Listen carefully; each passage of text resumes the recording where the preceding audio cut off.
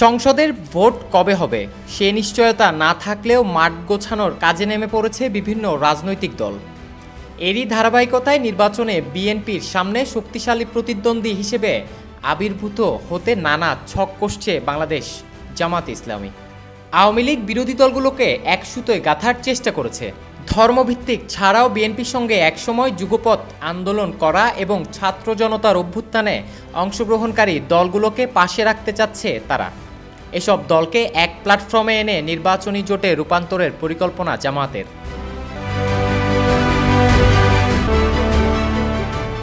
এরই মধ্যে আওয়ামী লীগের বিরুদ্ধে যুগপৎ আন্দোলন করা দলগুলোর সঙ্গে মতবিনিময় সভা করে তাদের কাছে টানছে।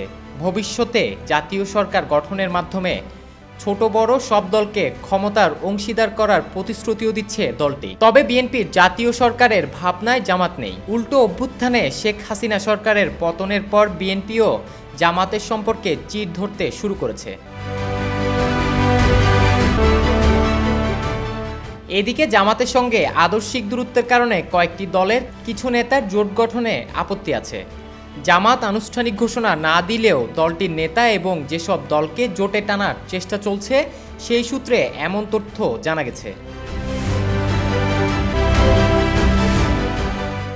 জামাত নেতারা জানিয়েছেন, আগামী সংসদ নির্বাচনে বিএনপির সঙ্গে জোটের সম্ভাবনা নেই। ক্ষমতাচ্যুত আওয়ামী লীগ মাঠে না থাকায় এবং ভোট পর্যন্ত বিএনপি বদল না হলে নির্বাচন হতে পারে বিএনপি বনাম জামাত।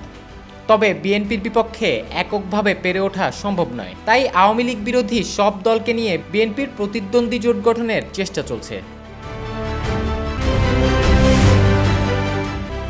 ছাত্র জনতার অভ্যুত্থানে নেতৃত্ব দেওয়া বৈষম্য বিরোধী ছাত্র আন্দোলনের নেতারা জাতীয় নাগরিক কমিটি গঠন করেছেন, যা পরে রাজনৈতিক দলে রূপান্তরিত হতে পারে বলে গুঞ্জন রয়েছে।